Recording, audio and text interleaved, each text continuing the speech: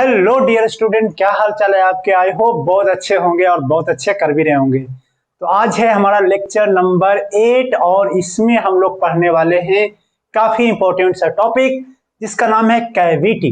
Cavity, दांत में cavity आप लोगों ने देखा होगा, कैविटी हो जाती है तो कुछ उस तरीके से cavity and charge distribution through out the cavity और कंडक्टर में, स्फेरिकल कंडक्टर में किस तरीके से चार्ज डिस्ट्रीब्यूट करते हैं वो सब हम लोग सीखने वाले हैं। तो मैं चंदन कुमार आप लोग को वेलकम करता हूं और करता रहूंगा हमारे यूट्यूब चैनल जिसका नाम है RCP, और जहां पे हम सीखते हैं राइट कॉन्सेप्ट ऑफ फिजिक्स। तो आप हमारे चैनल के साथ बने रहिए। तो आज हम लोग जो चर्चा करने वाले बहुत ही खूबसूरत सा टॉपिक है, बहुत थ्योरेटिकल, कॉन्सेप्चुअल और लिटिल बिट आपको दिमाग को काफी ज्यादा प्रेस करवाने वाला है ये टॉपिक। तो मतलब आप समझ गए होंगे।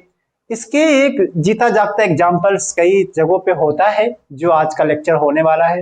वो कौन से एग्जाम्पल हैं जो आपके आसपास में, जैसे आप लोगों ने देखा होगा, ओवन देखा होगा। तो ओवन में कुछ खाना किस तरीके से बन जाता है, काफी अच्छी तरीके से खाना। ओवन आपने देखा होगा ना, तो ओवन में खाना किस तरीके से बनता है आप शायद देखे होंगे। किसी को गर्म करते हैं काफी आसानी से। वो एक जीता जाता एग्जाम्पल हो गया। जब बारिश हो जाती है, बारिश का मौसम है, बारिश बहुत जोरों से हो रही है, थंडरिंग हो रही है। थंडरिंग का मतलब बिजली कड़क रही है, तो कभी कभी डर भी लगता है कि कहीं बिजली कड़क के गिर ना जाए हम पे। तो उससे बचने के लिए हम लोग कहीं ना कहीं छिपने के लिए कोशिश करते हैं, और छिपते एक ऐसी जगह पे जहां पे हम सेफ हो। और वो ऐसी जगह शायद आपको मालूम ना हो, वो ऐसी जगह किसी कंडक्टर के अंदर में होता है, किसी कंडक्टर के अंदर में होता है। तो बेसिकली आज का जो टॉपिक है मेन कॉन्सेंट्रेटेड है एक ऐसी कैविटी जिसके अंदर में अगर हम कोई सेंसिटिव इंस्ट्रूमेंट को रख दें तो और बाहर का कोई फील्ड, बाहर का कोई रेडिएशन उसको अफेक्ट ना करे। कुछ इस तरीके से टॉपिक आज हम लोग पढ़ने वाले हैं। तो मैं यही उम्मीद करता हूं कि आप काफी इंटरेस्टेड हो रहे होंगे इस टॉपिक को जानने में। आखिर किस तरीके से ये सब कहानियां, ये सब फेनोमेना किस तरीके से काम करती है। आप इस चीज को अगर जानना चाहते हैं तो आप हमारे लेक्चर के साथ बने रहिए, है कि नहीं। तो आज हम स्टार्ट करते हैं कौन सा टॉपिक जिसका नाम मैंने पहले बोला है कैविटी ऑब्लिक चार्ज डिस्ट्रीब्यूशन इन कंडक्टर, और आज है लेक्चर नंबर 8। तो लेक्चर नंबर 8 आज स्टार्ट करते हैं, लेकिन उससे पहले हमें इसको हटाना होगा। हम हटा लेते हैं। पहले तो एक वर्ड को समझें कि सेल क्या होता है। SHELL, cell. रियल में ये हॉलो हॉलो कंडक्टर होता है। हॉलो कंडक्टर, कंडक्टर में कैसे स्फेरिकल कंडक्टर, उसको सेल बोला जाता है। कुछ इस तरीके से होता है। अरे वही है जो हमने टॉपिक पढ़ाया है, हॉलो कंडक्टिंग स्फेयर। तो हॉलो कंडक्टिंग स्फेयर का एक अलग सा नाम दे दिया, और नाम क्या है, hollow conductor cell. Hollow conductor cell, या फिर हॉलो कंडक्टिंग सेल, या फिर हॉलो कंडक्टर, या फिर सिंपल सेल। तो सेल बेसिकली होता क्या है कि हॉलो कंडक्टर है, जो जैसा आप लोगों ने पहले पढ़ा है ना कि हॉलो कंडक्टिंग स्फीयर, वही उसी को हम लोग सेल बोलते हैं। कैविटी क्या होती है, बहुत बेसिक सा वर्ड जानते हैं। कैविटी क्या होती है। कैविटी का मतलब होता है कि जैसे आपके पास मटेरियल है, कोई सा भी एक मटेरियल है, सॉलिड स्फीयर है। अब सॉलिड स्फीयर में मटेरियल हर हर जगह पे नहीं है। अब कुछ जगह पे मटेरियल है लेकिन कुछ जगह पे इस तरीके से है। तो ये हो गया कैविटी, ये हो गया कैविटी। जिससे मान लीजिए कि आपके फिंगर्स है और मटेरियल चारों जगह पे है, पूरे जगहों पे मटेरियल, बीच में कुछ इस तरीके से ऐसे पॉइंट कर दूं, तो ये जो पॉइंट का जो एरिया आपको दिखाई दे रहा है वो एक कैविटी की तरह बिहेव करता है। तो कैविटी का मतलब होता है कि जहां पर कोई भी मटेरियल प्रेजेंट नहीं हो। अगर मटेरियल प्रेजेंट नहीं है तो क्या क्या फेनोमेना उसके साथ हो सकती है, वो हम तमाम सारी चीजें चर्चा करेंगे स्टेप बाय स्टेप। ये बहुत ही इंपॉर्टेंट टॉपिक है, इसके साथ बने रहिएगा, क्योंकि ये टॉपिक आपको यूट्यूब पे सर्च करने पे और आपके बुक से ये टॉपिक क्लियर नहीं होती है। हम आपको स्टेप बाय स्टेप आपको सिखाएंगे और टॉपिक क्लियर कराएंगे, और मैं ये भी एश्योर करवाऊंगा कि इसके न्यूमेरिकल कैसे टारगेट किया जाता है उस पर भी हम लोग टारगेट करेंगे। तो पहले इसको मैं हटा देता हूं, आप लोग नोट कर लीजिए इतना सा पार्ट। चलिए, तो आप लोग नोट कर लिया, इसको हटा देता हूं। तो केस नंबर 1 देखते हैं कि there is no charge in cavity. There is no charge in cavity. एक मटेरियल है, कोई कंडक्टर है, और उस कंडक्टर के अंदर में एक कैविटी है और यहाँ पर कोई चार्ज नहीं है। कोई चार्ज नहीं है तो मतलब यहाँ पर इलेक्ट्रिक फील्ड सब में क्या होगा, जीरो। अगर मैं एक पॉइंट मार्क कर दूं यहाँ पर इस कैविटी के अंदर का एक पॉइंट जिसका नाम है तो ए, और इस पॉइंट पर बी, और बाहर के पॉइंट पर सी, तो हम लोग क्या क्या नोटिस कर सकते हैं कि electric field at A B C पर क्या होगा, जीरो।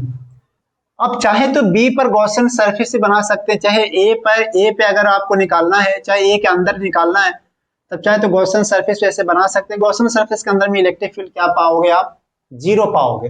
गॉसियन सरफेस के अंदर में इलेक्ट्रिक फील्ड आप क्या पाओगे, जीरो पाओगे। तो इलेक्ट्रिक फील्ड जीरो होने की वजह से यहाँ पर नेट चार्ज इनक्लोज भी क्या हो जाएगा, जीरो। या फिर आप ऐसा बोलो कि नेट चार्ज गॉसियन सरफेस के अंदर में जीरो है, डेट्स वाई इलेक्ट्रिक फील्ड वहां पर क्या है, जीरो।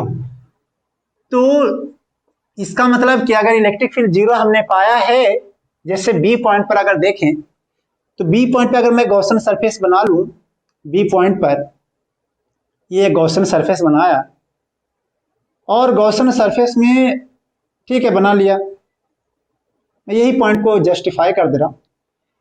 तो बी पर अगर ई इंटू में 2πr 4πr का स्क्वायर अगर आप करोगे, r दूरी है यहां से, 4πr का स्क्वायर, क्यू इनक्लोज अपॉन में क्या होगा, एप्सिलॉन नॉट। क्या इस गॉसियन सरफेस के अंदर में कोई चार्ज है, क्या इस गॉसियन सरफेस के अंदर में कोई चार्ज है, नहीं है, क्योंकि हमने पहले ही क्या रखा है, no charge in cavity, no charge in cavity.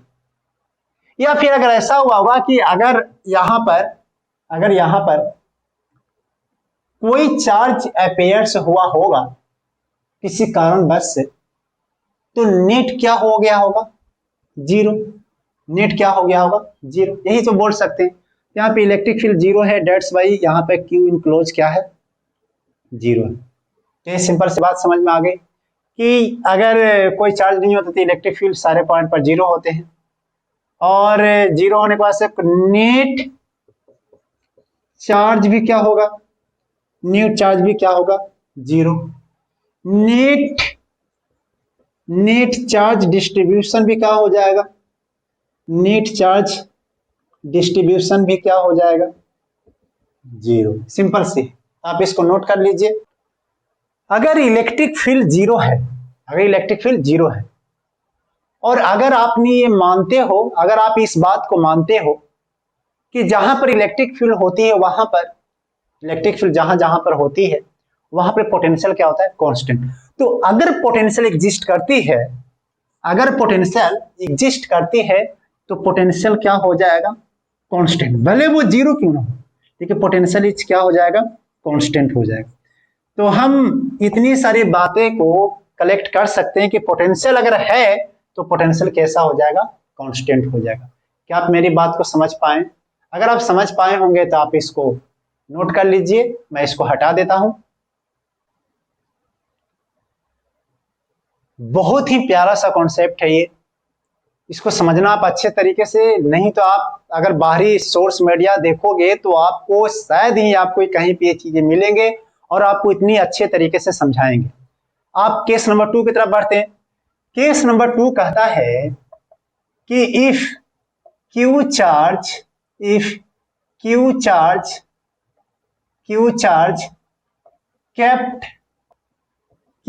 Kept in cavity, Q charge kept in cavity, तो क्या होगा उसको देख लेते हैं। हमने कैविटी एक बना लिया और यहां पे कुछ इस तरीके से ऐसे है,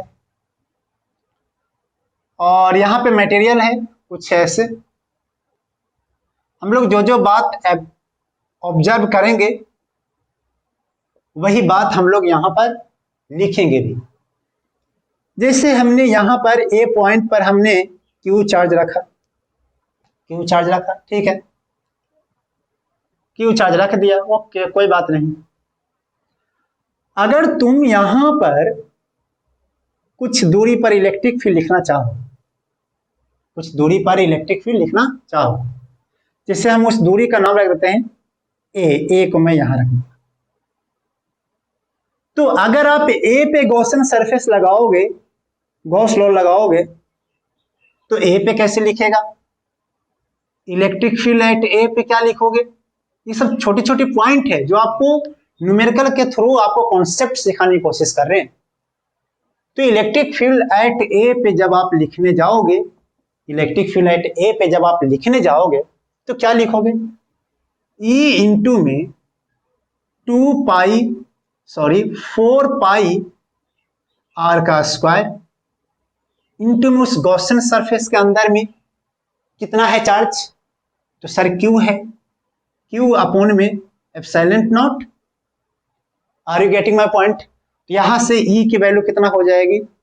अगर आप इधर लाओगे तो क्यू अपॉन में 4 pi epsilon naught into r का स्क्वायर, चाहे के क्यू अपॉन में। ये तो बहुत आसान सा था, ये तो बहुत आसान सा। इस पॉइंट से हमने क्या सीखा कि कैविटी के अंदर में इलेक्ट्रिक फील्ड जीरो नहीं होता है। अगर आप कोई चार्ज को कैविटी के अंदर में रखते हैं तो कैविटी के अंदर में इलेक्ट्रिक फील्ड जीरो नहीं होता है। तो इसका मतलब कि हमने सीखा, पॉइंट क्या सीखा कि इलेक्ट्रिक फील्ड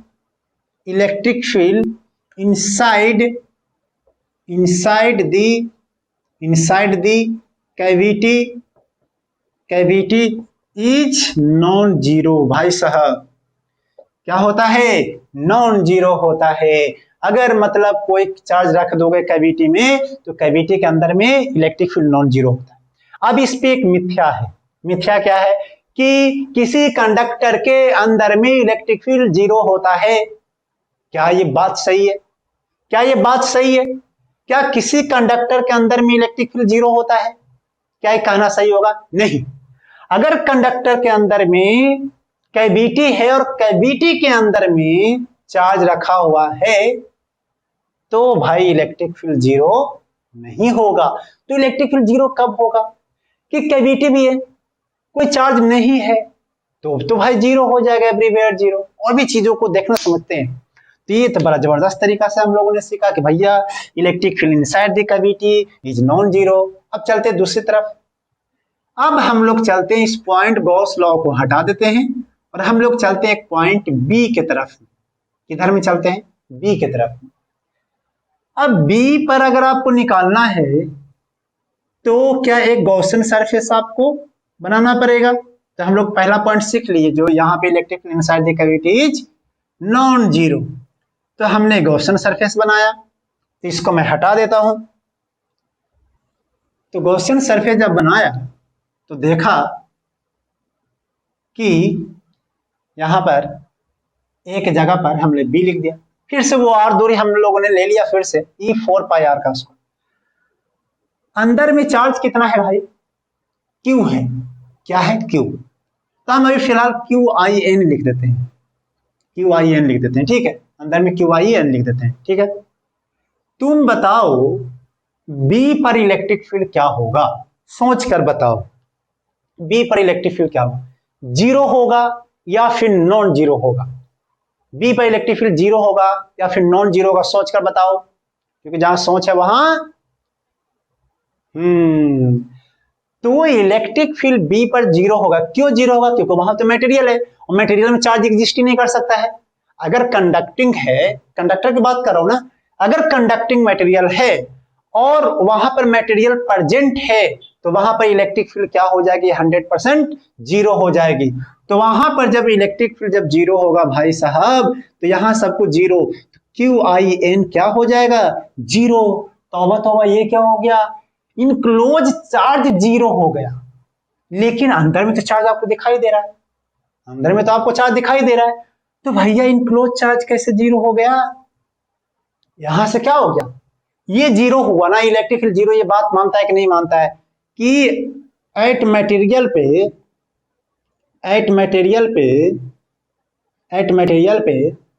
इलेक्ट्रिक फील्ड क्या होता है, जीरो। हमने उसी बात को यूज कर लिया, तो देखा कि इनक्लोज चार्ज जीरो है, लेकिन आपको तो प्लस क्यू दिखा दे रहा है।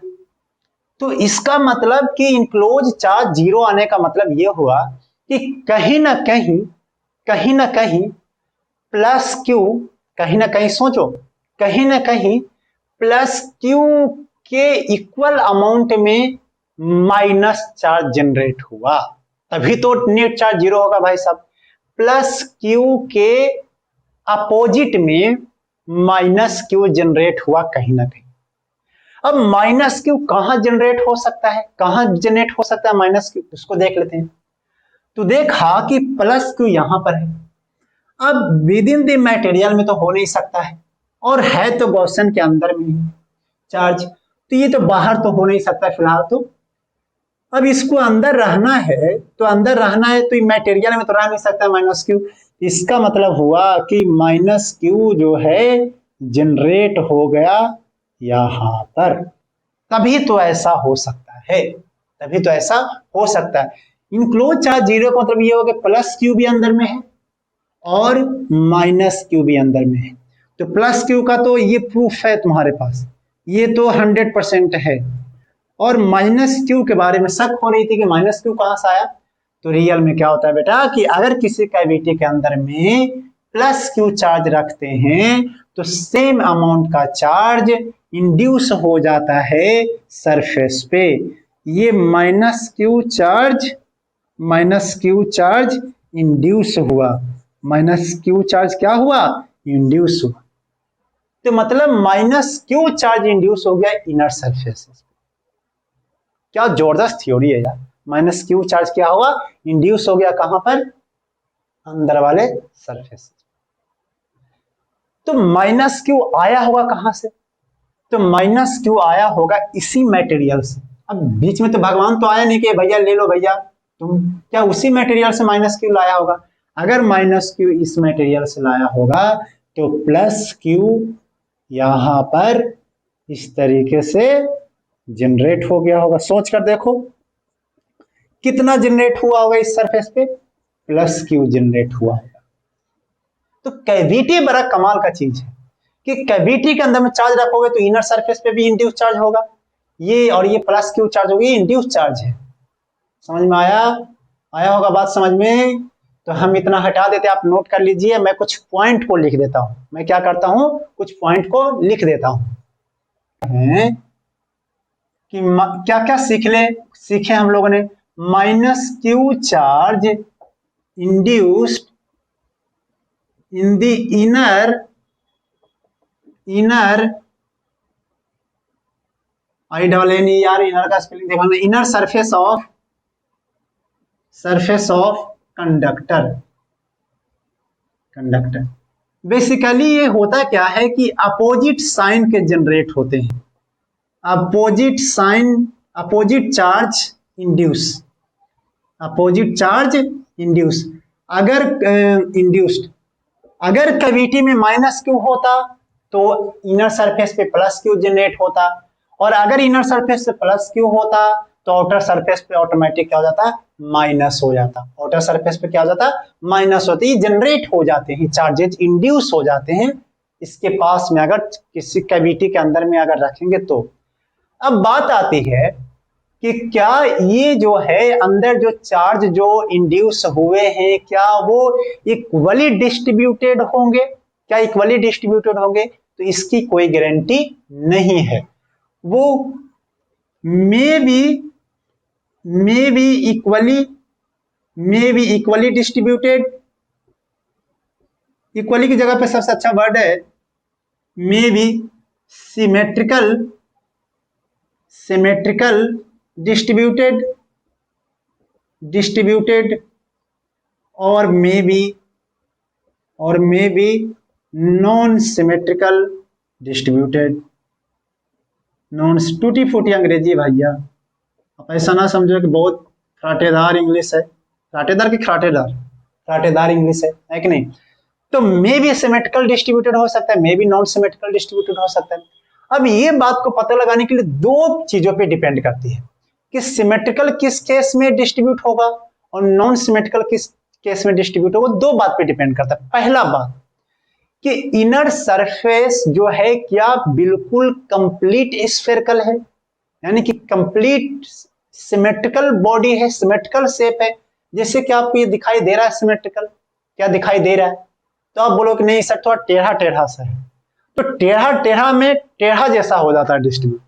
टेढ़ा टेढ़ा में कैसा डिस्ट्रीब्यूट? टेढ़ा जैसा। टेढ़ा मेरा है तो टेढ़ा मेरा है, मतलब कि वो जो चार्जेज नॉन सिमेट्रिकल डिस्ट्रीब्यूटेड होगी। इस केस में कैसा डिस्ट्रीब्यूशन होगा? Non symmetrical. तो इसमें जो है डिस्ट्रीब्यूशन जो चार्जेज हुआ है वो कैसा डिस्ट्रीब्यूशन हुआ है? नॉन सिमेट्रिकल डिस्ट्रीब्यूशन हुआ है। क्यों हुआ है नॉन सिमेट्रिकल डिस्ट्रीब्यूशन? आप लिख लेंगे क्यों हुआ है बताओ? क्योंकि अंदर का शेप सही नहीं था, अंदर का शेप सही नहीं था। दूसरा कारण क्या हो सकता है कि दूसरा कारण ये हो सकता है कि जैसे आपके जो कैविटी है बिल्कुल स्फेरिकल तो है, अगर आप बीचों बीच में रख दिए तब तो ये मस्त माइनस माइनस माइनस माइनस इस तरीके से डिस्ट्रीब्यूट हो जाएगा, और ठीक उसी तरीके से बाहर भी सिमेट्रिकल होगा, प्लस प्लस प्लस प्लस। बहुत सारे केसेस पे डिपेंड करती है, आपको थोड़ा आइडिया लगाना पड़ेगा अपने माइंड से, इस तरीके से डिस्ट्रीब्यूट होगा। कहीं दोनों को दोनों सिमेट्रिकल है, आप बोलोगे हाँ सर दोनों को दोनों सिमेट्रिकल है कि नहीं? अंदर भी और बाहर भी।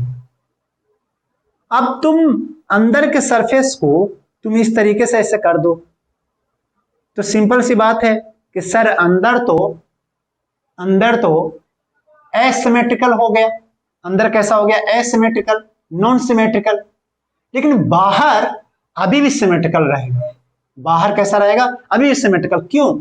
क्योंकि डिस्ट्रीब्यूशन टोटली डिपेंड कर रहा है कि बाहर का ज्योमेट्री कैसा है। अगर बाहर का ज्योमेट्री बिल्कुल स्फेरिकल है, बाहर का ज्योमेट्री कैसा? बिल्कुल स्फेरिकल, तब तो मस्त हो जाएंगे। अगर बाहर का भी सरफेस कुछ इस तरीके से होता, बाहर का भी सरफेस कुछ इस तरीके से होता तो शायद नॉन सिमेट्रिकल होता है। Are you getting my point? अब चलते हैं कुछ दूसरी केसेस की तरफ बढ़ते हैं। आप थोड़ा सा अपने मन से ऐसे बनाते रहोगे फोटो। अब दूसरी केसेस ये है बेटा कि मैंने ना क्यू को यहां पे रख दिया, मैंने क्यू को कहां पे रख दिया? यहां पर। तो क्यू को जब आप यहां पे रखोगे तो माइनस क्यू जो है वो यहां पर ज्यादा इंड्यूस हो जाएंगे और इधर थोड़ा सा कम इंड्यूस होंगे। माइनस क्यू चार्ज के पास में ज्यादा हो जाएंगे और यहां पर कम होंगे। बाहर का क्या सीन है? अगर बाहर बिल्कुल सिमेट्रिकल है तब तो ये प्लस क्यू मस्त सिमेट्रिकल डिस्ट्रीब्यूट हो जाएंगे, और अगर बाहर अनसिमेट्रिकल बॉडी है तो बाहर फिर से अनसिमेट्रिकल डिस्ट्रीब्यूट हो। क्या सर पोजीशन के चेंजेज होने से, बहुत प्यार से समझा रहा हूं आपको सॉरी, बाहर अंदर के पोजीशन अगर आप चेंज करते हो तो क्या चार्ज की वैल्यू चेंज होती है क्या? बोलो, क्या आप पोजीशन को चेंज करते हो तो क्या चार्ज की वैल्यू चेंज होती है? तो शायद आपका आंसर होगा कि नहीं सर नहीं होगा, क्योंकि सर प्लस क्यू है तो माइनस क्यू ही तो उसको आना है, प्लस क्यू है तो इसको क्या आना है? माइनस क्यू ही तो आना है, और अगर यहाँ पे माइनस क्यू आया है तो यहाँ पर क्या हो जाएगा बेटा?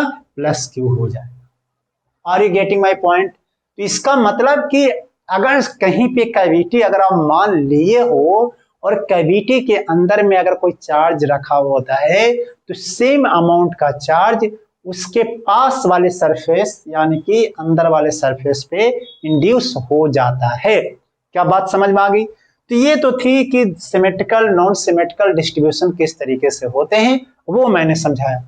मैं आप लोग से यही उम्मीद कर रहा हूं कि डिस्ट्रीब्यूशन किस तरीके से होता है आप खुद भी आइडिया लगा सकते हैं, आप खुद भी आइडिया लगा सकते हैं।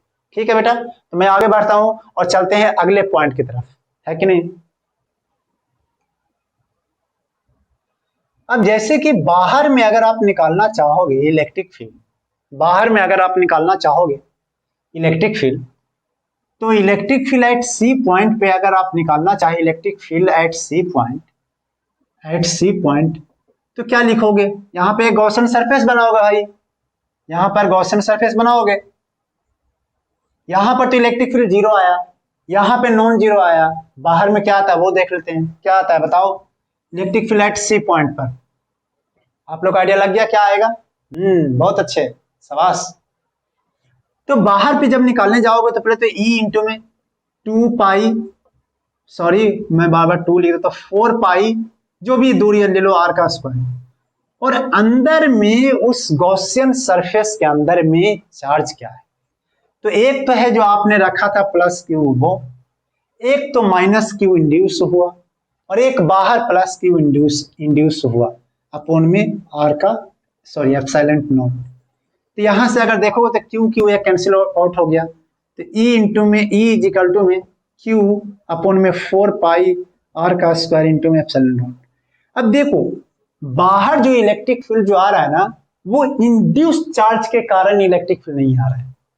पहली बात ये इसको समझो कि बाहर जो इलेक्ट्रिक फील्ड जो आ रहे हैं वो कंडक्टर के इंड्यूस चार्ज के कारण नहीं आ रहे हैं। इंड्यूस चार्जेस को देखो, ये दोनों के दोनों इंड्यूस चार्ज थे और वो आपस में खत्म हो गए, इंड्यूस चार्ज थे और ये आपस में खत्म हो गए। तो आप चार्ज डिस्ट्रीब्यूशन कर सकते हो, क्या कर सकते हो, चार्ज डिस्ट्रीब्यूट, देखो साथ साथ चार्ज डिस्ट्रीब्यूट भी सिखा रहे हैं ना आपको, चार्ज डिस्ट्रीब्यूट हो गया, तो चार्ज डिस्ट्रीब्यूशन जो है कर सकते हो, लेकिन वो चार्ज डिस्ट्रीब्यूशन का इलेक्ट्रिक फील्ड में कोई रोल, बाहर वाले इलेक्ट्रिक फील्ड में कोई रोल नहीं होता है। चार्ज डिस्ट्रीब्यूशन बाहर वाले इलेक्ट्रिक फील्ड में कोई रोल नहीं होता है। वो करते क्या, एक दूसरे को क्या कर देंगे, कैंसिल आउट कर देंगे।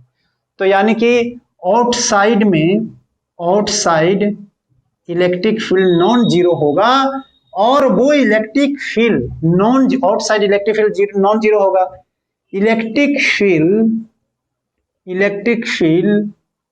only due to charge in the cavity, charge in the cavity के वजह से वो आ रहे हैं, कि कैविटी में कितना चार्ज रखा हुआ है उसके वजह से बाहर इलेक्ट्रिक फील्ड आ रहे हैं।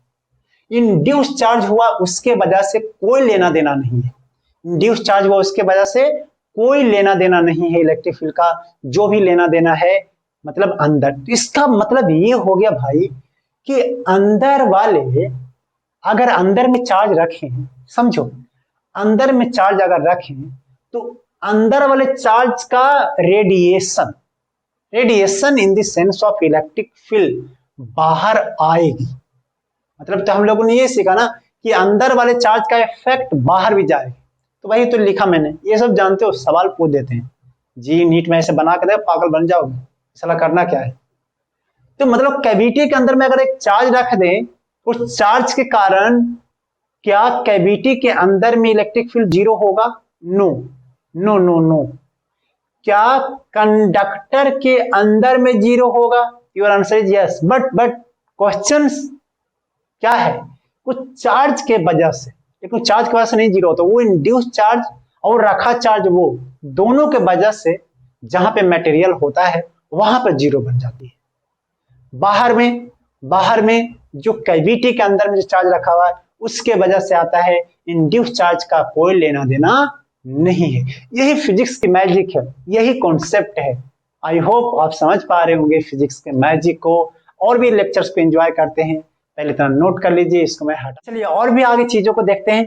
केस नंबर 3 की तरफ बढ़ते हैं। केस नंबर 3 में हम लोग जान लेते हैं कि अगर कोई कंडक्टर है कुछ इस तरीके से, और इसके बाहर भी कुछ कंडक्टर है कुछ इस तरीके से, आपने अंदर में चार्ज रखा Q और ऊपर से भी आपने एक चार्ज रख दिया Q1 दे दिया, और साइड से भी ऐसे में, साइड में मैं यहाँ रख देता हूँ है ना, उधर स्पेस बच जाएगी, साइड में आपने दे दिया एक Q2 चार्ज। अब देखते हैं क्या क्या होने वाली है, क्या कहानियां होने वाली है। ये बड़ा ही जबरदस्त है कहानी, बहुत ही जबरदस्त कहानी है। चाहे ऐसा करते हैं Q2 का भी नहीं रखते हैं, है कि नहीं, केस 3 में पढ़ लेते हैं। अब इसका नाम क्या दो आप समझ लो, है ना। तो ये तो मटेरियल है, ये क्या है, मटेरियल है। तो मटेरियल है तो पहले ऐसे ही समझ लेते हैं कि किस तरीके से क्या होगा। ये Q है प्लस Q है, तो इसके सरफेस पे क्या आ जाएगा, माइनस क्यू आएगा कि नहीं आएगा, आ जाएगा माइनस क्यू, सरफेस में माइनस क्यू।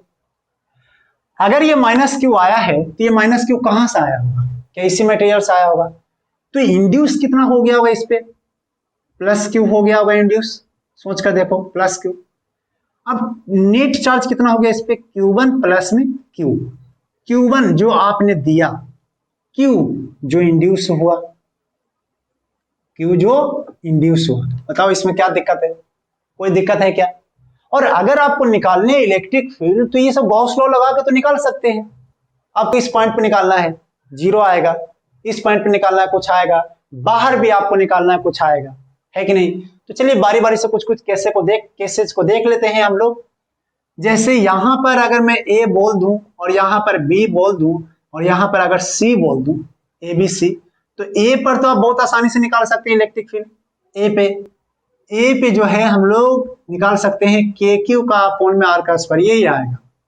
बी पर क्या आएगा, बी पर जीरो आएगा, क्यों जीरो आएगा, क्योंकि अंदर में प्लस क्यू और माइनस क्यू। अगर आप बी पे गॉसियन सरफेस बनाओगे बेटा, बी पे अगर आप गॉसियन सरफेस इस तरीके से बनाओगे, बी पर अगर गॉसियन सरफेस बनाओगे तो होगा क्या कि इस गॉसियन सरफेस के अंदर में जितने प्लस क्यू चार्ज हैं उतने ही माइनस क्यू चार्ज हैं, तो दोनों के दोनों चार्ज एक दूसरे को क्या कर देंगे, कैंसिल आउट कर देंगे और नेट चार्ज क्या हो जाएगा, जीरो। तो इलेक्ट्रिक फील्ड में क्या हो जाएगा, जीरो हो जाएगा। ठीक है, चलो अगर सी पॉइंट की बात करें तो सी पर अगर आप गॉसियन सरफेस एक जनरेट करोगे कुछ इस तरीके से, सी पर अगर एक गॉसियन सरफेस जनरेट करोगे सी पर, तो आपको लिखना पड़ेगा ई सी 4 पाई आर का स्क्वायर और नेट चार्ज अंदर में। तो नेट चार्ज अंदर में कितना होगा, एक तो आपने रखा था सेंटर पे क्यू, एक तो सेंटर के इनर सरफेस में मतलब इस वाले सरफेस में माइनस क्यू जनरेट हुआ और ऊपर वाले में प्लस क्यू और प्लस क्यू अपॉन में एप्सिलॉन नॉट। बताओ बेटा क्या इस तरीके से हो जाएगी, तो क्यू क्यू एक दूसरे को कैंसिल आउट कर देगा, तो electric field at C point पे जो बचेगा 1 अपॉन में 4 पाई एप्सिलॉन नॉट इंटू में आर का स्क्वायर और चार्जेज हो गए क्यू प्लस में क्यू। बताओ क्या परेशानी है आप लोग की, कोई परेशानी नहीं, कोई परेशानी नहीं। तो कुछ इस तरीके से चीजें हैं। चार्ज डिस्ट्रीब्यूशन, इसमें क्या है, फाइनल चार्ज कितना आ गया है, Q1 प्लस में Q आ गया है, Q1 प्लस में Q। अगर आप इलेक्ट्रिक फील्ड अगर ड्रॉ करना चाहें तो इलेक्ट्रिक फील्ड कुछ इस तरीके से ऐसे हो जाएगी, ऐसे परपेंडिकुलर सरफेस के परपेंडिकुलर ही होगी, कुछ इस तरीके से ऐसे सरफेस के परपेंडिकुलर में कुछ इस तरीके से ऐसे चले जाएगी। क्या समझ में आ गया आप लोग को कि इलेक्ट्रिक फील्ड किस तरीके से अंदर हो गई, और नॉर्मली एंट्री करती है, वो क्या करती है, नॉर्मली एंट्री करती है। तो नॉर्मली एंट्री करेगी तो कुछ इस तरीके से एंट्री करेगी, है कि नहीं। नॉर्मली अगर एंट्री करेगी तो किस तरीके से एंट्री करेगी, कुछ इसी तरीके से एंट्री करेगी, है कि नहीं। तो ये बस हो गया, ऐसे नॉर्मली सरफेस को बाहर एग्जिट मतलब अंदर में एंट्री कर रही है।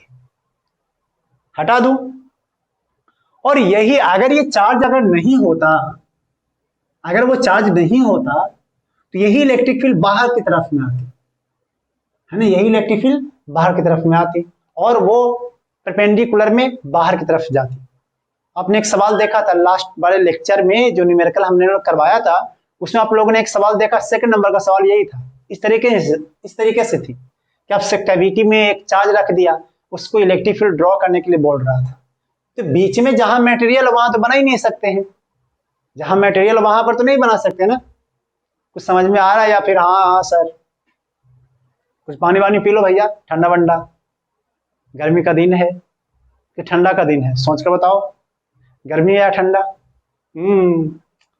तो थोड़ा पानी वानी पियो, फ्रेश हो जाओ और फिर से लेक्चर्स को देख लो। तो अगले लेक्चर की तरफ बढ़ते हैं। अगले लेक्चर मतलब अगले सवाल की तरफ, अगले थ्योरी की तरफ, जो और भी एक अपने अपने दमदार कॉन्सेप्ट लेकर आती है, और उस दमदार कॉन्सेप्ट पे ही सवाल कई बार जनरेट हो चुके हैं। तो वो उसको भी हम लोग देख लेते हैं कॉन्सेप्ट को, जिसका नाम है इलेक्ट्रोस्टैटिक शील्डिंग। तो इलेक्ट्रोस्टैटिक शील्डिंग किस तरीके से काम करती है उसको देखते हैं, और उस पे ही न्यूमेरिकल कई बार बन जाती है, तो वो न्यूमेरिकल को भी हम लोग समझ लेंगे। तो करते हैं उसको। केस नंबर 4 की तरफ बढ़ते हैं। केस नंबर 4 जो है कि अंदर में कंडक्टर है और कैविटी जो है कुछ इस तरीके से क्यू हमने दिया है, और बाहर जो है वो इस तरीके से मटेरियल है, इस तरीके से ऐसे मटेरियल है, और यहाँ पर आपने Q1 दे के रखा है और साइड में Q2 भी रख दिया आपने। साइड में क्या रखा है? Q2 भी रखा है।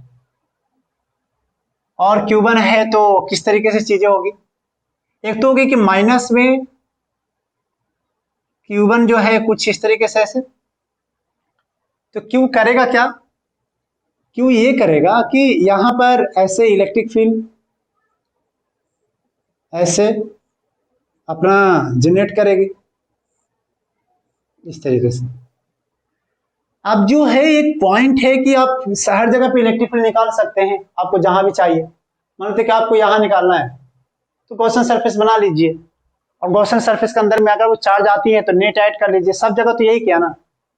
अगर वो क्यू है तो यहाँ पे कितना हो जाएगा? Minus Q. अगर वो क्यू है तो यहाँ पे कितना हो जाएगा? Minus Q.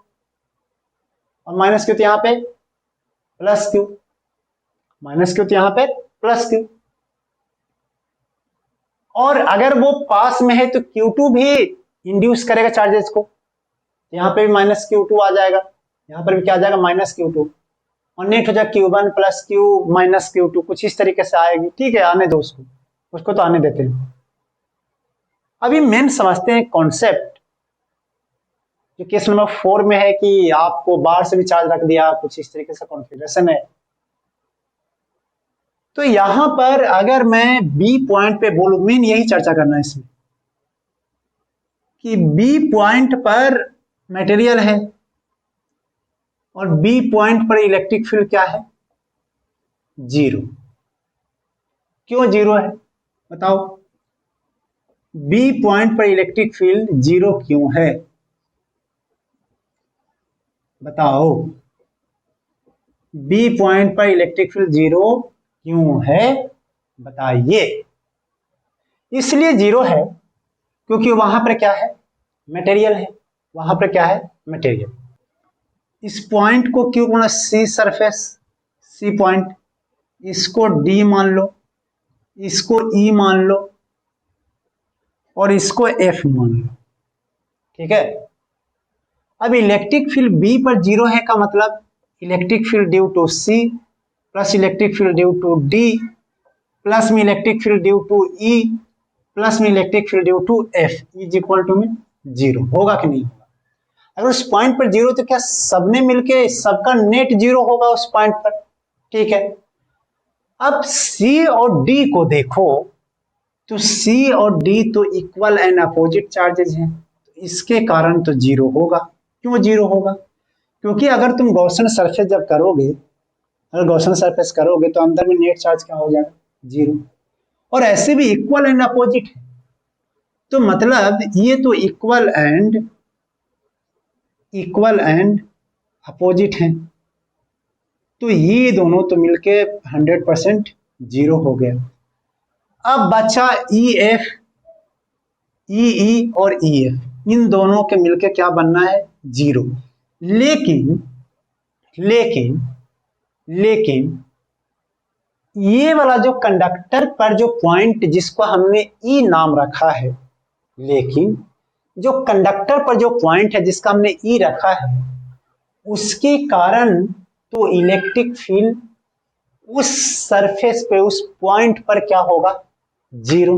उस पॉइंट पर क्या होगा? जीरो। क्या ये बात तुम्हें समझ में आ रही है? ये बात ही जबरदस्त है। क्या ये समझ में आया?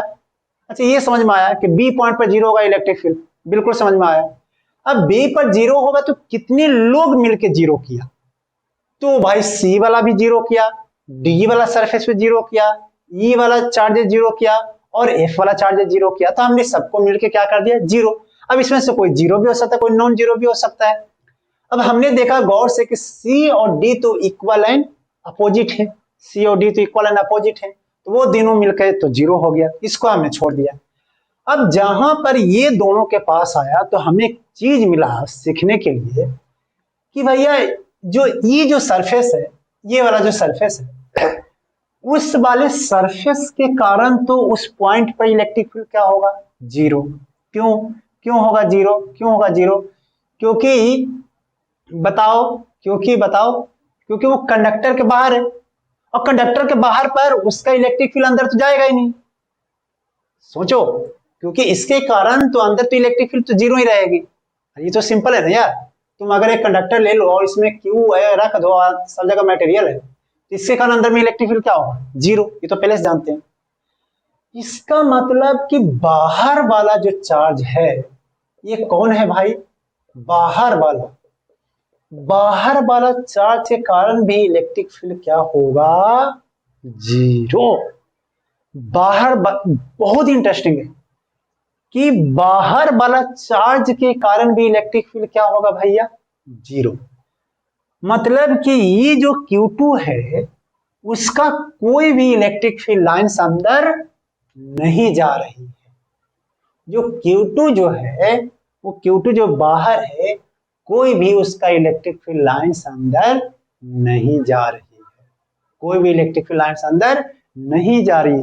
और नहीं जा रही तो देखो किस तरीके से हो रही होगी। इसमें Q2 जो है तो ये पास में माइनस Q अपना इंड्यूस कर लेता है, और ये जो इलेक्ट्रिक फील्ड है वो यहाँ पर जाके टर्मिनेट हो जा रही है और अंदर नहीं जा रही है। This is the electrostatic shielding, this is the electrostatic shielding, कि अगर किसी कैविटी के अंदर में चार्ज रख देते हैं और अगर कोई बाहर चार्ज होता है तो बाहर वाला चार्ज अंदर वाले चार्ज को डिस्टरबेंस नहीं करते हैं। बाहर वाला चार्ज अंदर वाले चार्ज को डिस्टरबेंस नहीं करते हैं। ये बात बिल्कुल फैक्ट होना, क्लियर होना चाहिए। This is the electrostatic shielding, this is the electrostatic shielding. आपने देखा कि Q2 का भी इलेक्ट्रिक फील्ड जीरो है अंदर, मतलब जा ही नहीं रहा है इलेक्ट्रिक फील्ड यहां से। अगर होता तो नेट जीरो हो जाता, इन दोनों ने, ये दोनों मिलकर जीरो हो जाता। नहीं, ये पहले ही हाथ खड़ा कर दिया, भैया मैं हाथ खड़ा कर दिया, मेरे बस में बात नहीं है। तो बच्चा कौन, ये दोनों तो पहले दोनों भाई है, भाई बहन है। बोले भैया मैं तो पैर पकड़ता हूँ, मैं तो नहीं जा रहा हूँ, उस साला मैं तो ही, मेरे को हिम्मत नहीं है उस पॉइंट पर इलेक्ट्रिक फील्ड बनाने का। तो बचा कौन अकेले, तो बचा तो सिर्फ बेचारा बाहर वाला बचा। लेकिन अब देखा कि सबने हिम्मत तोड़ दिया, सबने हिम्मत तोड़ दिया, तो लास्ट में ये भी बोलता है कि भाई साहब मुझे भी माफ करना, मैं भी चला। तो Q2 का भी कोई इफेक्ट वहां पर नहीं हो रही, Q2 का भी कोई इफेक्ट वहां पर नहीं हो रही है। तो ये बातें हैं। अब ये होता क्या है कि इसका मतलब कि बाहर से अगर तुम इसके कैविटी के अंदर में, और इसी को बोलते हैं electrostatic shielding, this is basically electrostatic shielding. Electrostatic shielding में होता क्या है कि जैसे कि मान लीजिए कि हम लोग कई बार करते क्या है कि जैसे बारिश में जब जाते हैं तो बारिश अचानक होने लगती है, तो बिजली खड़कने का, बिजली गिरने का डर होता है। तो बिजली गिरने के डर से हम लोग क्या करते हैं कि पेड़ के नीचे छुपने से अच्छा है, क्योंकि पेड़ के नीचे अगर आप बैठोगे तो डायरेक्ट बिजली गिर जाएगी। लेकिन अगर आपके पास फोर व्हीलर गाड़ी है, आप बहुत गरीब हो और आपके पास फोर व्हीलर गाड़ी है, तो गाड़ी के अंदर में बैठो। गाड़ी के अंदर बैठने से होगा क्या कि अगर गाड़ी के अंदर में अगर आप बैठोगे तो गाड़ी एक कंडक्टर है, गाड़ी क्या है, कंडक्टर, तो गाड़ी है कंडक्टर। अब यहां पर अगर आप बैठ गए हो, आप भी हो और आपके साथ, आप भी और आपके साथ भी है कोई, तो अगर बिजली खड़केगी, बिजली खड़कने में एक्चुअल में बेसिकली वो चार्ज के कुछ ट्रांसफर होता है, तो अगर वो आएगी भी तो इसका रेडिएशन जो है, इसका जो रेडिएशन जो है आपको सेफ रखेगा, आपको क्या रखेगा, सेफ रखेगा, क्योंकि इसका कोई भी इफेक्ट अंदर जाने वाला नहीं है। जिस तरीके से चार्ज का, जिस तरीके से चार्ज का कोई भी इफेक्ट अंदर नहीं जा रही है, उसी तरीके से बिजली खड़कने वाली बात पर जब बिजली खड़केगी तो उसका भी कोई भी रेडिएशन, कोई भी शॉर्ट, कोई भी लीकेज अंदर तक नहीं पहुंच पाएगी और आप बहुत सेफ रहोगे। ये कई बार सीबीएसई बोर्ड में पूछ चुकी है सवाल कि जब हम लोग, जब बारिश होती है तो क्यों कहा जाता है बिजली खड़कती है, थंडरिंग होती है, तो वाई पीपल कॉल कि आपको किसी कंडक्टर, किसी गाड़ी के अंदर में छुप कर बैठ जाना चाहिए, या फिर क्यों कहा जाता है कि पैर के नीचे नहीं बैठना चाहिए, क्योंकि पैर के नीचे जब बैठोगे तो बिजली डायरेक्ट आपके ऊपर में गिर जाएगी और आप अनसेफ हो जाओ। तो are you getting my point कि क्या कह रहा हूं? तो ये चीजें होती है। ये बहुत ही, ये case for basically electrostatic shielding के नाम से जाना जाता है, इलेक्ट्रोस्टैटिक शील्डिंग के नाम से। मैं आपसे गुजारिश करूंगा कि प्लीज मेरे दोस्त, आप इसकी थ्योरी जो है किसी रिकमेंडेड बुक, मैं रिकमेंड करता हूँ एस सी वर्मा, या फिर आप एनसीईआरटी से अच्छे से पढ़ लीजिएगा। क्या मजा आएगा पढ़ने में, आप एक बार देखना पढ़ के, आपको ना अंदर से फील होगा कि हाँ यार ये फिजिक्स तो है दमदार यार। तो वो चीजें आपको आने के लिए थोड़ा बहुत आप इसको समझ लिए, अब उसको पढ़ना, आप खुद स्टोरी लिख दोगे उसकी कि क्या है इलेक्ट्रोस्टैटिक शील्डिंग। ठीक है, तो ये होता है। कई बार आप घर में भी ये प्रैक्टिकल कर सकते हो, आपको बारिश होने की जरूरत नहीं है, आप घर में प्रैक्टिकल कर सकते हो। कैसे, जो बताता हूँ। आपके पास वो खाना जब खाते हो, जब पार्सल करते हो, आप जोमेटो का देखो, जोमेटो आप जानते हो, जोमेटो से खाना मंगवाए होंगे, तो बहुत ही मस्त खाना आता है उससे, यम्मी खाना।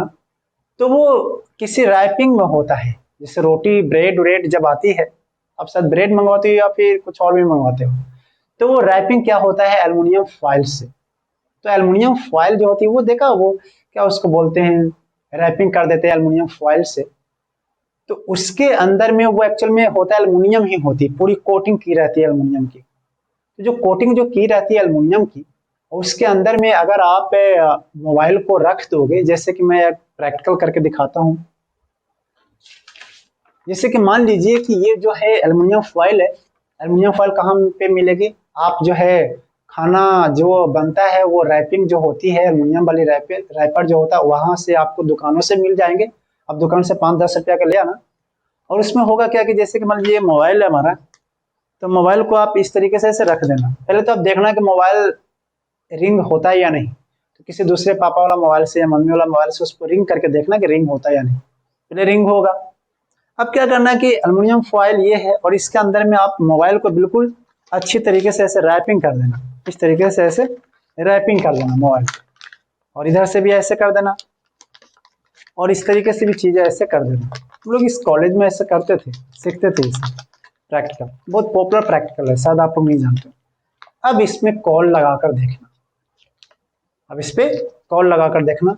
मैं उम्मीद करता हूं कि कॉल नहीं लगेगी। क्यों नहीं लगेगी? क्योंकि आप समझे क्यों नहीं कॉल लगेगी, पहले समझे। सबसे पहली बात है कि वो मोबाइल अंदर जाते ही नेटवर्क छोड़ देता है। नेटवर्क क्या करता है, छोड़ देता है, या फिर शायद अंदर मैं देखने नहीं गया, ऐसा करते हैं कि नेटवर्क नहीं छोड़ता है तो क्या होता होगा कि जैसे कि ये तो एल्युमिनियम फॉइल है, अब मैं बाहर से जब रिंग कर रहा हूं, भाई नंबर लगाओ, कहाँ गई कहाँ गया, तो जब नंबर जब लगाओगे तो मेरा मोबाइल का रेडिएशन जो है इसके अंदर में जा नहीं पाएगा। क्यों? यहाँ पर देखो Q2 है, इसका क्या है, इलेक्ट्रिक फील्ड अंदर जा पा रही है नहीं। तो उसी तरीके से सब में तो रेडिएशन होती है, इलेक्ट्रिक फील्ड मैग्नेटिक फील्ड ही होती है। इलेक्ट्रिक फील्ड मैग्नेटिक फील्ड यही दोनों चीजें ही होती है। अब जितनी भी बात करते हो, कुछ और भी चीजें होती होगी, लेकिन फिलहाल आप ऐसे समझो कि उसमें कुछ रेडिएशन होती है। और जब मोबाइल से जब रिंग करोगे तो वो बताएगा आउट ऑफ नेटवर्क, क्योंकि हमारा नेटवर्क वहां पर जा ही नहीं पा रहा है। अगर उसके अंदर में नेटवर्क है तो भी हम जो सिग्नल दे रहे हैं उसको पेंट्रेट नहीं कर पा रही है, और वो अंदर तक नहीं पहुंच पा रही है। अंदर तक नहीं पहुंच पा रही है, इसका मतलब कॉल नहीं लगेगा, और वो ही जस्टिफाई करता है इलेक्ट्रोस्टैटिक शील्डिंग का। तो ये बहुत ही आसान सा प्रैक्टिकल है, आप खुद से कर देखना कि इलेक्ट्रोस्टैटिक शील्डिंग क्या होती है। मैं उम्मीद करता हूं कि आप अच्छे तरीके से समझ पाए होंगे इलेक्ट्रोस्टैटिक शील्डिंग क्या होती है, किस तरीके से। Are you getting my point?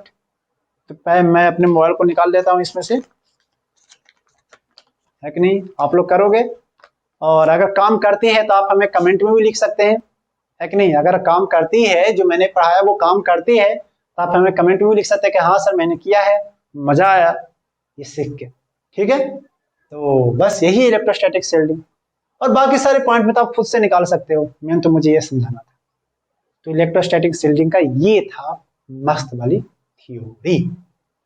अब जो है बात है कि सवाल किस तरीके से बनाए जाते हैं, तो वो हम उस तरीके से चीजों को पढ़ लेते हैं कि सवाल कॉन्सेप्ट कैसे कैसे इसमें दिए जा सकते हैं, वो कर लेते हैं। तो आप इसको कैसे नोट करोगे, अपनी भाषा में कुछ 2-3 लाइन लिख लेना, और मैं रिकमेंड करता हूं कि आप एस सी वर्मा या फिर एनसीईआरटी से इलेक्ट्रोस्टैटिक शील्डिंग को निकालिए और पढ़ने का कोशिश कीजिए। क्या जिंदगी के जीने के मजे आपको फील हो जाएंगे कि क्या जीने का मकसद क्या है एक्चुअली। तो आप पढ़कर देखिएगा। मैं पहले इसको मैं हटा देता हूं। अब हम लोग नेक्स्ट टॉपिक पढ़ लेते हैं कि जो हम लोगों ने थ्योरी सीखा उस पर न्यूमेरिकल कैसे बनाए जा सकते हैं। मेन तो है न्यूमेरिकल, अगर आपको न्यूमेरिकल्स आ जाते हैं तो इसका मतलब आप थ्योरी सीख चुके हैं। तो लिखेंगे question based on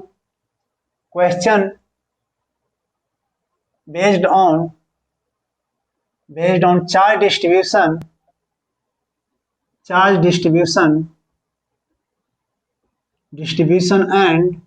distribution and cavity, इन दोनों पे कर लेते हैं।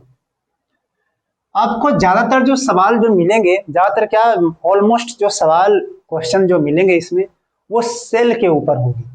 सेल का मतलब स्फेरिकल सेल, स्फेरिकल, आप स्फेरिकल कंडक्टर बोल दीजिए, स्फेरिकल मटेरियल बोल दीजिए, उस पे हॉलो मटेरियल बोल दीजिए, ये सब एक ही नाम है, तो वो स्फेरिकल सेल के नाम से आ जाती है। तो मैं एक सवाल कर देता हूँ, कर लेते हैं। कैसा क्वेश्चन है कि जैसे कि एक कंडक्टर है, तो कंडक्टर कुछ इस तरीके से है, मटेरियल है यहाँ पर, और यहाँ पर Q रख दिया है, और यहाँ पर रेडियस R1 है, इसका रेडियस है R2। 2-3 पॉइंट लेता हूँ, A, B और C, ठीक है। अब जो है सवाल कैसे आएंगे वही मैं दे रहा हूँ। कैविटी का प्रॉब्लम है कि Q is kept at center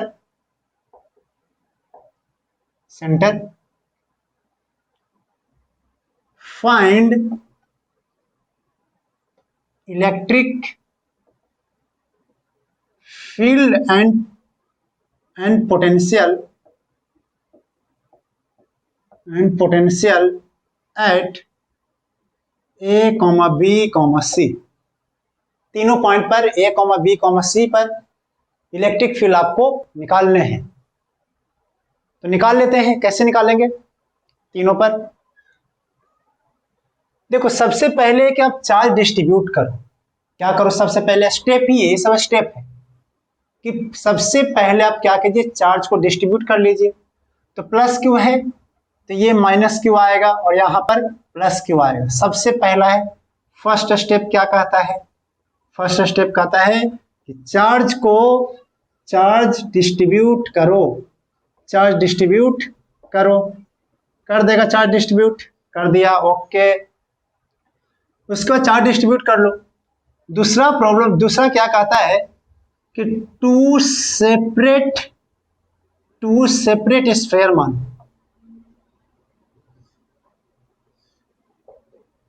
next step क्या कहता है? 2 सेपरेट स्फीयर मानो। बाकी सवाल को कर लो। अब देखो, अगर आपने इतना नोट कर लिया तो मैं आगे इसको हटाता हूं और आगे बताता हूं क्या है आगे। Q is kept at center, find electric field and potential at A, B, C। पहला स्टेप क्या कहता है? चार्ज को डिस्ट्रीब्यूट कर लो। मैंने कर दिया चार्ज डिस्ट्रीब्यूट। और दूसरा क्या कहता है कि 2 सेपरेट स्फीयर मानो। तो हम इसको मान लेते हैं कि इसको S1 बोल देता हूं, इसको मैं S2 बोल देता हूं। इसको पहले हटा देता हूं, ठीक है।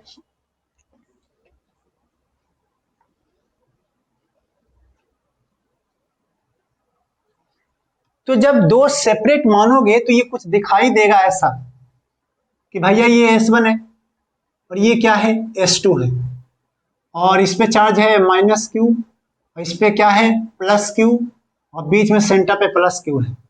बताओ, कोई दिक्कत है क्या? कोई दिक्कत? इसमें माइनस क्यू क्यों लिखा? क्योंकि इस देखो माइनस क्यू ही इस पे आएंगे ना, वो बेसिकली है अंदर, लेकिन रियल में अगर सेपरेट मानोगे तो वही माइनस क्यू कहाँ भाग जाएंगे? ऊपर में भाग जाएंगे। तो मैंने इस तरीके से सेपरेटली बना लिया। अगर आप इलेक्ट्रिक फील्ड लिखोगे, इलेक्ट्रिक फील्ड अगर आप लिखना चाहो, इलेक्ट्रिक फील्ड तो ए पर अगर लिखना चाहोगे तो इलेक्ट्रिक फील्ड ए पर आएगा किसके कारण? ये तो यहां पर है, देखते जाना, ये तो यहां पर है, तो अंदर वाले चार्ज के कारण कितना होगा, के क्यू अपॉन में आर का स्क्वायर, आर आ गया समझ में। S1 के कारण क्या होगा, S1 के कारण बताओ, S1 के कारण 0, क्यों 0, क्योंकि अगर कोई कंडक्टर होता है और चार्ज उस पर बाहर है तो अंदर में इलेक्ट्रिक फील्ड हम लोग 0 मानते हैं। जैसे कि देखो ये Q है, ये क्या है Q, तो अंदर में क्या मानोगे, 0 ही तो मानोगे ना भाई, अंदर में क्या मानोगे, 0 ही तो मानोगे ना, अंदर में क्या मानोगे, 0 ही तो मानोगे, तो 0 मान लिया, अंदर में 0। और S2 के कारण भी क्या हो जाएगा, S2 के कारण भी क्या हो जाएगा, 0 है। अगर कंडक्टर है तो अंदर में क्या मानोगे, 0 मानोगे, तुमने 0 मान लिया, S2 में क्या हो गया।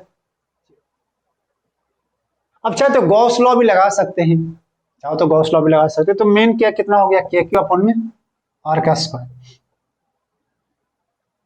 ये दूरी R1 है और ये दूरी R2 है। चलिए बी पॉइंट पे चलते हैं, तो जब बी पॉइंट पे जब जाओगे तो क्या लिखोगे, पहले तो कैविटी वाला है कारण के क्यू अपॉन में आर का स्क्वायर, फिर S1 के कारण माइनस में के क्यू अपॉन में आर का स्क्वायर। बोलो माइनस के क्यू अपॉन आर का स्क्वायर क्यों, क्योंकि स्फीयर है, S2 जो है, S1 जो है वो स्फीयर है, और स्फीयर पे चाहे माइनस क्यू है, और बाहर अगर कोई पॉइंट, ये पॉइंट तो इस स्फीयर के बाहर हो गया, ये बी वाला जो पॉइंट है, बी वाला जो पॉइंट है भैया वो तो S1 से बाहर हो गया, तो क्या लिखोगे, के क्यू अपॉन आर का स्क्वायर। अब S2 के लिए क्या हो जाएगा, 0, किसके लिए, S2 के लिए, तो ये दोनों ने कैंसिल आउट करके क्या कर देगा, 0। तो मतलब बी वाला पॉइंट पे क्या होगा, क्या होगा बोलो, 0। चलो ठीक है, चलो इसी के कारण आते हैं पॉइंट सी पर। पॉइंट सी तो सबसे बाहर है, तो पॉइंट सी सबसे बाहर, तो चार्ज, पॉइंट चार्ज के कारण के क्यू अपॉन में आर का स्क्वायर, सब में मैं दूरी आर ले रहा हूं, इस वाले कारण माइनस के क्यू अपॉन में आर का स्क्वायर, इसके कारण बाहर वाले कारण के क्यू अपॉन में आर का स्क्वायर, तो यहां से ऐसे ऐसे 0 हो जाएगा, के क्यू अपॉन में आर का स्क्वायर। आप ये ना समझे कि ये दोनों इलेक्ट्रिक फील्ड दोनों सेम है, ये आर अलग है और ये आर अलग है, मैंने बेशर्ते आर आपको समझाने के लिए मैंने आर ले लिया है, लेकिन दोनों का आर का अलग अलग वैल्यूज है, अलग अलग मान है, इस तरीके से। तो इलेक्ट्रिक फील्ड हो गया। अब पोटेंशियल लिखने के लिए सिखाता हूँ, मेन तो पोटेंशियल है, क्योंकि पोटेंशियल पे कई सारे सवाल जनरेट होते हैं, तो मेन पोटेंशियल है। पोटेंशियल लिखने के लिए आपको सिखाता हूँ, इसको पहले हटा देते हैं।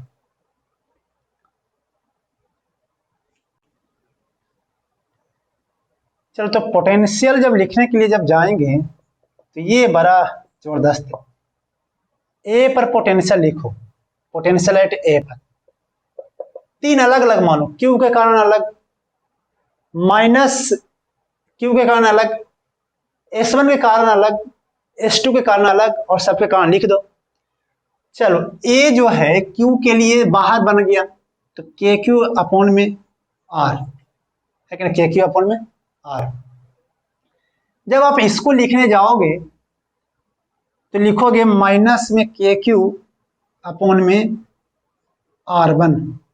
क्यों, क्योंकि अगर अंदर में कोई स्फीयर होता है और इस पे चार्ज क्यू है, तो अंदर में अगर कहीं भी लिखना हो, कहीं भी अगर रेडियस आर हो तो के क्यू अपॉन में आर लिखते हैं, लिखते हैं कि नहीं लिखते हैं, लिखते हैं, तो के क्यू का अपॉन में आर।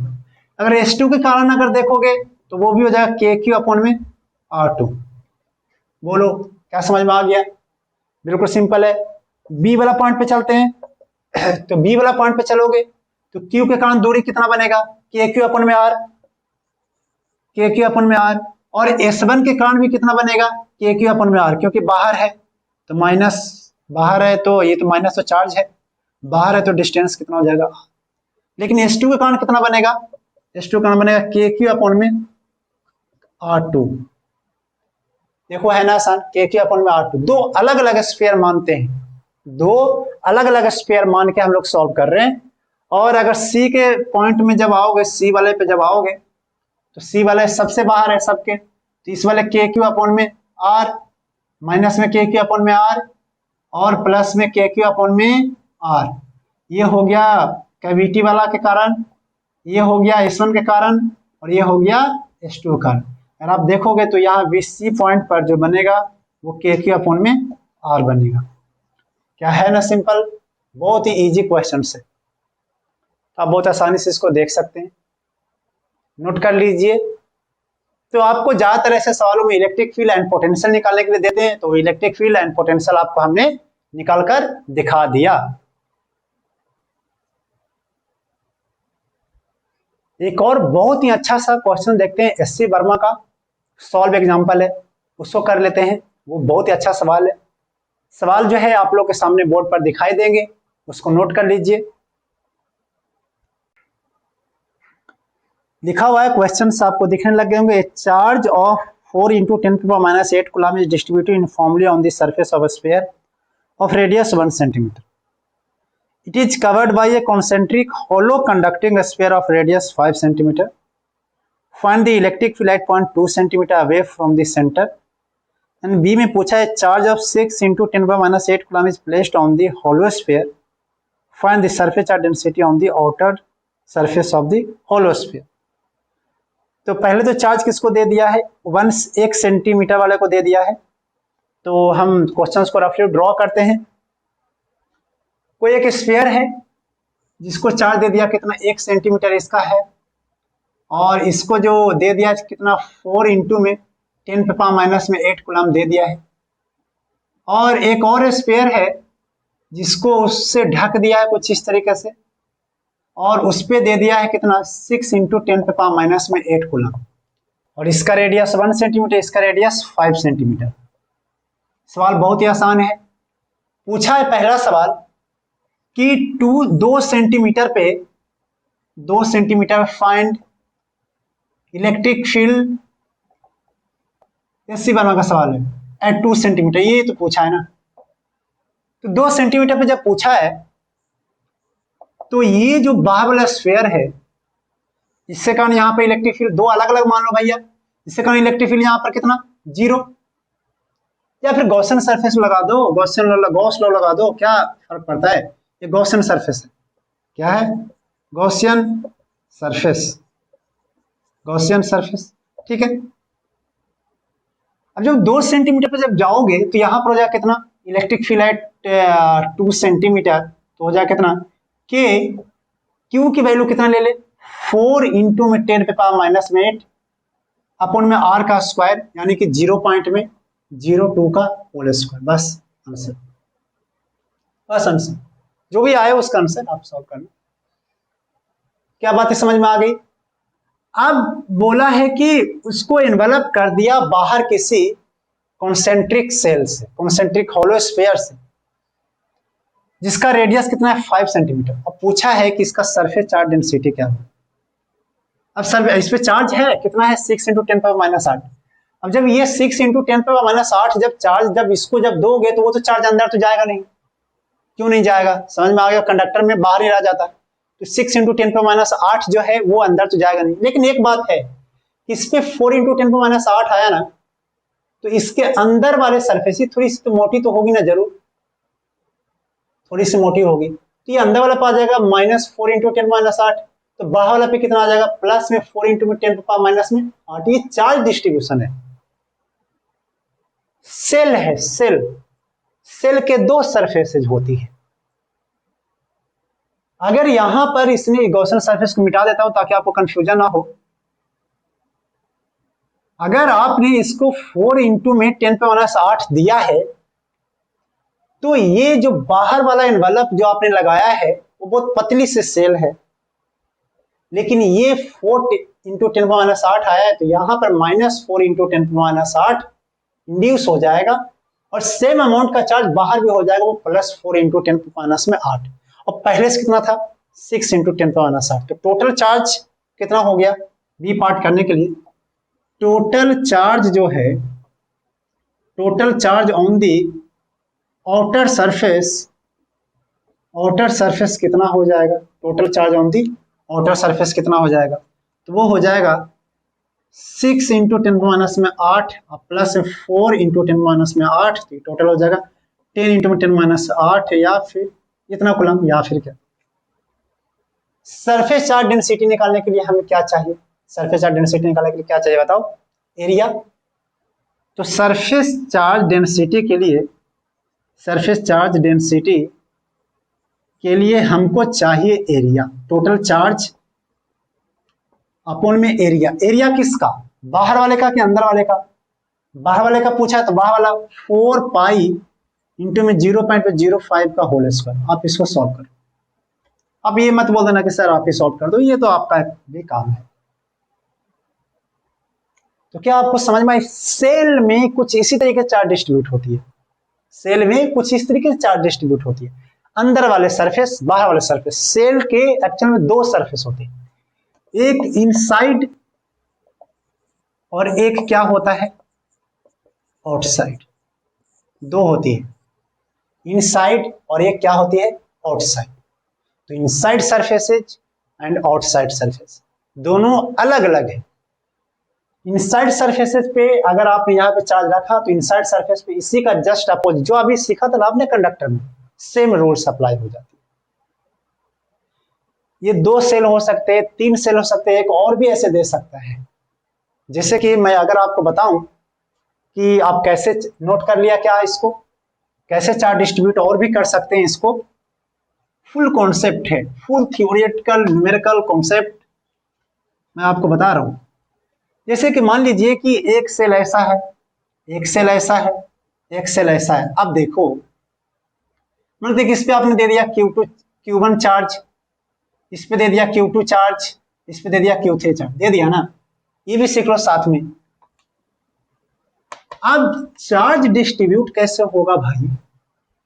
अगर ये Q1 तो इसके अंदर वाले चार्ज पे कितना आ जाएगा? अंदर वाले सरफेस से कितना आ जाएगा? -Q1। तो बाहर वाले पे कितना हो जाएगा? बाहर वाले पे कितना हो जाएगा? Q2 तो ये है और Q1 और आएगा, तो टोटल कितना हो जाएगा? Q1 प्लस में Q2 होगा कि नहीं? तो बाहर वाले सरफेस पे फाइनल चार्ज जो बना वो कितना बना? Q1 प्लस में Q2। अब ये इंड्यूस करेगा इसको, तो अंदर वाले पे इसका अपोजिट कितना? -Q1 प्लस में Q2।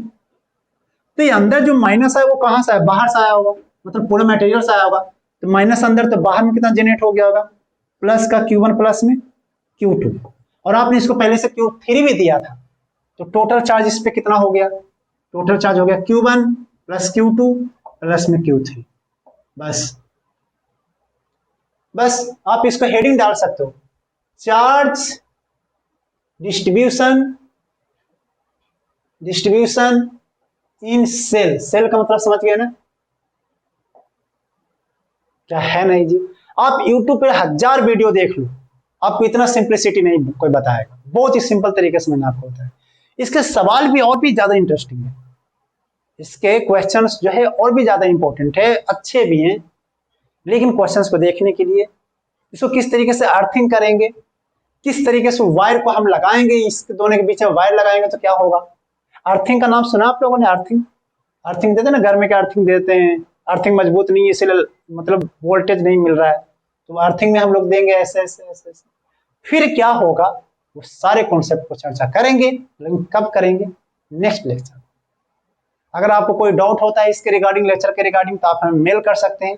आपका प्यारा सा मेल आईडी है rcp@gmail.com rcp@gmail.com पे आप हमें मेल कीजिए। जब तक नेक्स्ट वीडियो नहीं आ जाए, जब तक हंसते रहिए, पढ़ते रहिए। All the